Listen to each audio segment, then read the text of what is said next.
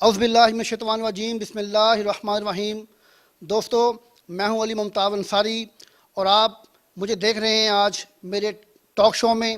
میں آج آپ کی ملاقات کروا رہا ہوں ایسی شخصیت کے ساتھ جو کہ اپنے تعارف میں اس طرح سے اگر میں کہوں تو غلط نہ ہوگا کہ ملتان میں پاکستان تحریک انصاف کی بنیادوں کو مضبوط کرنے میں، گلی گلی محلہ محلہ میں پاکستان تحریک انصاف کا جھنڈا لے کر پاکستان تحریک انصاف کو آج اقتدار میں پہنچانے میں جنہوں نے اپنا کردار ادا کیا اور اپنی ہر طرح کی محنتوں، کوششوں اور اپنی لگن کے ساتھ اپنا نام پیدا کیا، پاکستان تحریک انصاف کا نام پیدا کیا۔ جناب پاکستان تحریک انصاف ضلع ملتان کے صدر اور صوبائی اسمبلی PP 216 کے ٹکٹ ہولڈر جناب چودھری خالد جوید وڑائے صاحب۔ چودھری صاحب السلام علیکم۔ وعلیکم السلام علی صاحب، آپ خیریت سے ہیں؟ ٹھیک ہیں؟ جی بالکل ٹھیک ٹھاک۔ چودھری صاحب آپ سنائیں، خیریت سے ہیں؟ اللہ کا بہت کرم، بہت شکر ہے۔ چودھری صاحب آپ نے 2011 میں پاکستان تحریک انصاف کو جوائن کیا، جبکہ اس وقت اقتدار کی جماعت پاکستان پیپلز پارٹی تھی۔ آپ نے کس طرح سے، کس مقصد کو لے کر پاکستان تحریک انصاف کو جوائن کیا، جبکہ اقتدار کو چھوڑنا کوئی معمولی بات نہیں ہوتی؟ علی صاحب بالکل آپ صحیح فرما رہے ہیں۔ 2011 میں جب میں نے پیپلز پارٹی کو کوئٹ کیا تھا تو اس وقت یوسف رضا گیلانی صاحب پرائم منسٹر تھے، اور مجھے یاد ہے 24 جولائی 2011 کو میری ان سے ملاقات ان کے فیملی ونگ میں ہوئی، اور انہوں نے مجھے بہت بڑی آفر بھی کی تھی، حتیٰ کہ یہاں تک انہوں نے کہا جی کہ میں آپ کی گاڑی کو جھنڈا لگا کے بھیجتا ہوں، یعنی مجھے مشیر بنانے کی بھی آفر کی کہ آپ پیپلز پارٹی میں رہیں۔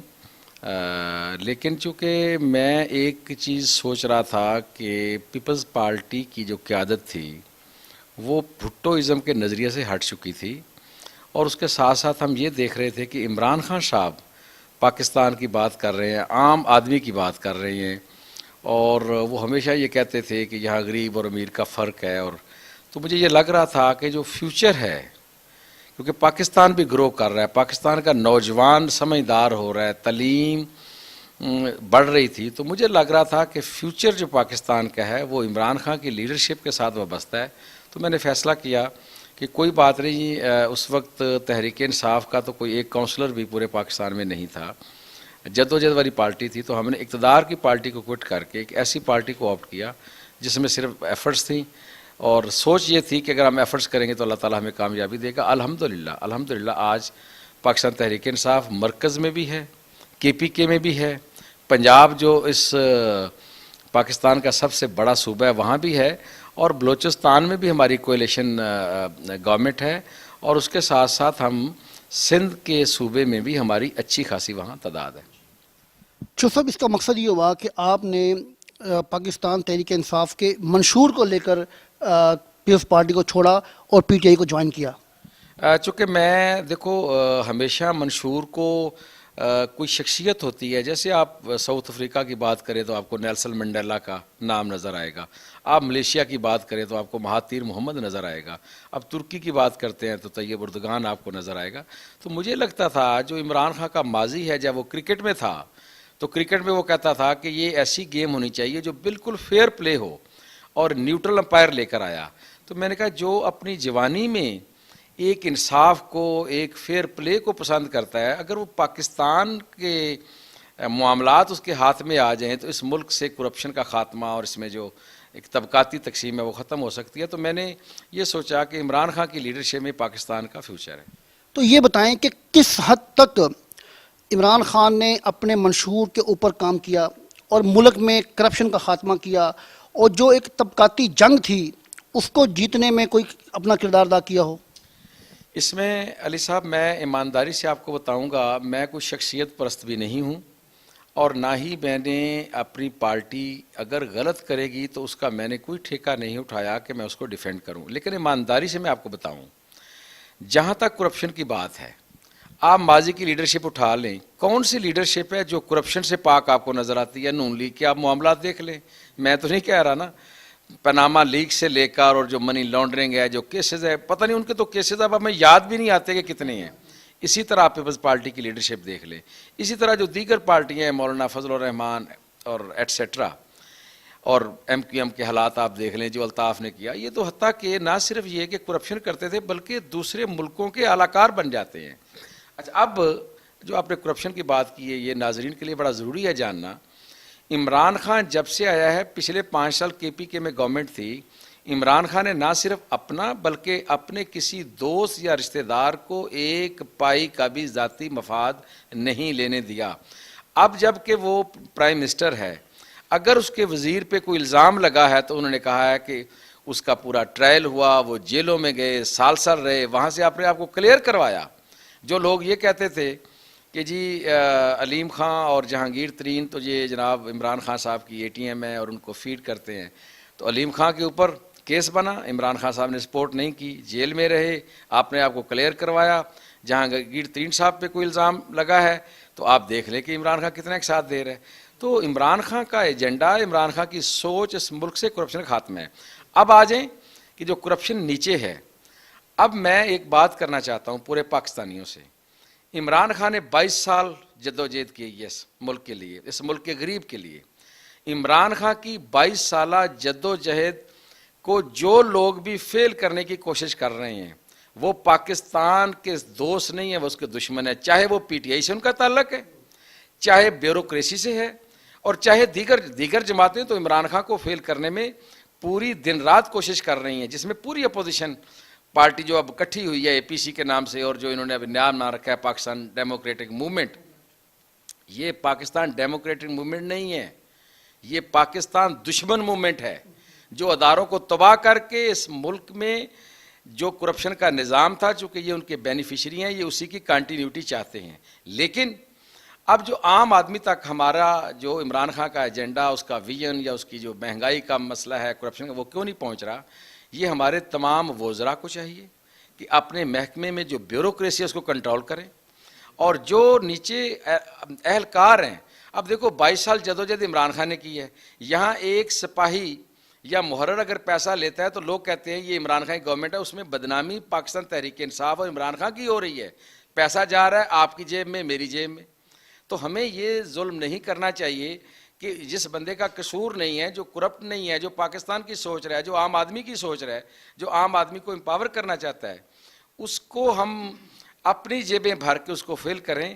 اور میں انشاءاللہ اگر اللہ تعالیٰ نے, میری پورا یہ ذہن ہے اور میرا پوری سوچ ہے, میری خواہش ہے کہ میں عمران خان سے ملاقات کروں اور ان کو کہوں جو آپ کی پارٹی کی جو آپ کی تنظیمیں ہیں ان کو مینڈیٹ دیں کہ وہ اگر کسی محکمے میں کرپشن ہو رہی ہے تو وہ اس کا آڈٹ کریں, اور ایسے جو کرپٹ افیسر ہیں, چاہے وہ پولیس میں ہیں, چاہے وہ ریونیو ڈپارٹمنٹ میں ہے, چاہے وہ کسی بھی ڈپارٹمنٹ میں ہے, ایجوکیشن میں ہے, ہیلتھ میں ہے, ان کو سائیڈ لائن کر کے ایماندار افسر لگائیں تاکہ عمران خان کا جو اصل ویژن ہے کہ اس ملک میں کرپشن کا خاتمہ ہو. جب کرپشن کا خاتمہ ہوگا تو نہ مہنگائی رہے گی اور انشاءاللہ تمام مسائل حل ہو جائیں گے. جو صاحب آپ نے بات کی کرپشن کی, الزامات کی, تو آپ کے ایم این اے احمد حسین ڈھیر صاحب ہیں, انہوں نے ایک پریس کانفرنس میں کہا کہ پاکستان تحریک انصاف کے وائس چیئرمین اور ہمارے ملتان میں ایم این اے 156 وزیر خارجہ پاکستان کے اوپر ایسے الزامات لگائے گئے جو کہ ناقابل بیان ہیں. اس کے اوپر پارٹی نے انہیں شو کاز جاری کیا. لیکن سب سے اہم بات یہاں یہ ہے کہ شو کاز کے اوپر پاکستان تحریک انصاف نے احمد حسین ڈھیر صاحب کو کلین چٹ دی. اس کے اوپر آپ کی کیا رائے ہے؟ نہیں, کلین چٹ تو کہیں بھی جاری نہیں ہوئی. جو انہوں نے بات کی تھی اس کی پوچھ گچھ ہوئی ہوگی اور انہوں نے ظاہر ہے اس کا کوئی جواب دیا ہوگا, یا اس نے یہ وعدہ کیا ہوگا کہ میں آئندہ اس طرح کی بے سوچی سمجھی بات نہیں کروں گا. اور جو انہوں نے کرپشن کی بات کی تھی اس میں انہوں نے یہ نہیں کہا تھا کہ خدا نہ خواستہ مخدوم شاہ محمود قریشی وزیر خارجہ پاکستان کچھ کر رہے ہیں. وہ یہ کہہ رہے تھے کہ بیوروکریسی پہلے کی نسبت اب زیادہ کرپشن کر رہی ہے. میں یہ سمجھتا ہوں کہ بطور ایم این اے یہ احمد حسین ڈھیر کی زیادہ ذمہ داری بنتی ہے کہ وہ اگر بیوروکریٹ رشوت لے رہے ہیں تو وہ اس میں ان کی رشوت نہ لینے میں مددگار ثابت ہوں. وزیر خارجہ تو چلو مصروف ہے, اس نے باہر کے ملک کے دورے کرنے ہوتے ہیں, کابینہ کا ممبر ہے, عمران خان صاحب سے, وزیر اعظم صاحب سے ملاقاتیں کرنی ہوتی ہیں. ان کے پاس تو ہلکا ہے اور ملتان ہے.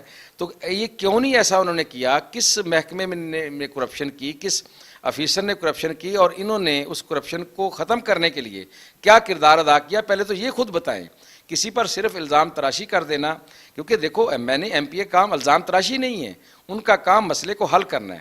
تو میرا سوال احمد حسین ڈیڑھ صاحب سے یہ ہے کہ آپ ان کی کرپشن، آپ ملتان کے نمائندے ہیں، آپ ایم این اے ہیں، ملتان سے آپ الیکٹ ہوئے ہیں، تو آئیں مل کر، میں آپ کے ساتھ ملتا ہوں، باقی ایم این ایز کو ملاتے ہیں، ایم پی ایز کو ملاتے ہیں، تنظیموں کو ملاتے ہیں، اور ہم ہر محکمے کا آڈٹ کرتے ہیں. ہم خود بھی عوام کی خدمت کریں اور مل کے جو محکمہ کرپشن کر رہے ہیں ہم اس کو روکیں. ہوتا یہ ہے کہ یہ سارے لوگ اپنے اپنے کام نکلوا لیتے ہیں، اور جب کوئی اپنا کام غیر قانونی نہیں ہوتا تو الزام دوسرے پہ لگا دیتے ہیں. یعنی کہ آپ کے کہنے کا مطلب یہ ہوا کہ احمد حسین ڈیڑھ صاحب نے اپنے جو غیر قانونی کام تھے ان میں جب رکاوٹ محسوس کی تو وہ شاہ محمود صاحب پہ انہوں نے الزامات لگا دیے. ان کی الزام تراشی بے تکی تھی، اور انہوں نے نہ کوئی اس میں واضح چیز کی کہی ہے. وہ مجھے نہیں پتا کس ایجنڈے پہ انہوں نے بات کی ہے. بہرحال میرا تو ایک جنرل بات ہے کہ اگر احمد حسین ڈیڑھ واقع ہی مخلص ہے تو وہ ہمارے ساتھ مل کر پاکستان تحریک انصاف کے دیگر ممبران قومی اسمبلی اور ممبران صوبائی اسمبلی کے ساتھ مل کر اور تنظیموں کے ساتھ مل کر تمام محکموں میں آئیں، وزٹ کرتے ہیں، ان کی آڈٹ کرتے ہیں، اور ان کو کہتے ہیں کہ یار عمران خان صاحب نے 22 سال محنت کی ہے اسی منشور کے اوپر، اسی ایجنڈے کے اوپر، اور ہم آپ کو کرپشن نہیں کرنے دیں گے. آپ نے عوام کو ڈیلیور کرنا ہے، آپ ٹائم پر آئیں، ان کی ہم حاضریاں چیک کریں، ان محکموں کی ڈیلیوری دیکھیں، وہ کیا ڈیلیور کر رہے ہیں، ان میں گورننس کیسی ہے. تو یہ کام تو ہم کرتے نہیں ہیں، اور صرف الزام تراشی کر دینے سے ہماری ذمہ داری پوری نہیں ہوتی. چلو صاحب، آخری سوال آپ سے میں یہ پوچھوں گا کیونکہ آپ کا تعلق تعلیم کے شعبے سے ہے. اگر آپ کو فیوچر میں، مستقبل میں تعلیم کا شعبہ ملے اور آپ وزیر تعلیم بن جائیں تو آپ کون سا ایسا کام کریں گے جس سے پنجاب میں جو ایک تفریق ہے تعلیم میں، سرکاری اسکولوں میں اور پرائیویٹ اسکولوں میں، وہ تفریق ختم ہو سکے؟ سب سے پہلے تو علی ممتاز صاحب، آپ کو یہ سن کر خوشی ہوگی کہ 34 سالوں کے بعد پاکستان تحریک انصاف کی گورنمنٹ نے ایک نئی تعلیمی پالیسی نہ صرف مکمل کر لی ہے بلکہ کابینہ سے اس کی منظوری بھی لے لی ہے، اور 2021 مارچ میں آپ کا یونیفارم کیریکولم آ جائے گا، جو تمام ملک میں سارے صوبوں میں یونیفارم پالیسی ہوگی، اور یہ میری نظر میں تعلیم ایک انقلاب ہے. اب آپ کے جو سوال کا دوسرا حصہ ہے کہ اگر کوئی مجھے پورٹ فولیو ملتا ہے، میں یہ سمجھتا ہوں کہ ہمیں وسائل کو 2 طریقوں سے استعمال کرنا چاہیے. جو پرائیویٹ سیکٹر ہے اس کو ہم اربن ایریاز میں سٹرینتھن کریں، چونکہ اربن ایریاز میں لوگوں کی پیئنگ کیپیسٹی بہتر ہوتی ہے، اور وہاں ان کو ہم سٹرینتھن کریں، پرائیویٹ سیکٹر سے کام لیں. کیونکہ ایک ملک کبھی بھی پورے تعلیمی نظام کا، اور خاص طور پر پاکستان کے پاس اتنے وسائل نہیں ہیں کہ یہ کروڑوں بچوں کے تعلیم اور تربیت کا انتظام کر سکے. جب ہم پرائیویٹ سیکٹر کو شہروں میں سٹرینتھن کریں گے، ان کو فیسیلیٹیٹ کریں گے، اور ان کو جب گورنمنٹ لیول پہ فیسیلیٹیٹ کریں گے، ان پر ٹیکسز کی بھرمار نہیں کریں گے، تو ہم حکومتی سطح پہ یہ ان کے اوپر ایک کرائیٹیریا مقرر کر سکتے ہیں کہ آپ اپنی فیسوں کا جو ایک لیول ہے وہ کم رکھیں تاکہ عام آدمی کی پہنچ میں آ سکے. اور جتنے ہمارے حکومتی وسائل ہیں وہ ہم لے جائیں رورل ایریاز میں، جہاں لوگوں کے پاس ابھی بھی تعلیم کی فیسلٹیز نہیں ہیں، چونکہ رورل ایریاز میں لوگوں کے پاس پیئنگ کیپیسٹی نہیں ہوتی. تو اس طرح ہوگا کیا کہ ملک میں ایک تعلیمی انقلاب برپا ہو جائے گا، اور جو آپ کی لٹریسی ریٹ ابھی 50s میں ہے، اور 50s میں بھی کوئی آپ کی ہائیلی کوالیفائڈ لوگ نہیں ہیں، میٹرک تک یا مڈل تک یا جو سگنیچر کرتے ہیں اس کو ہم وہ شامل کر لیتے ہیں.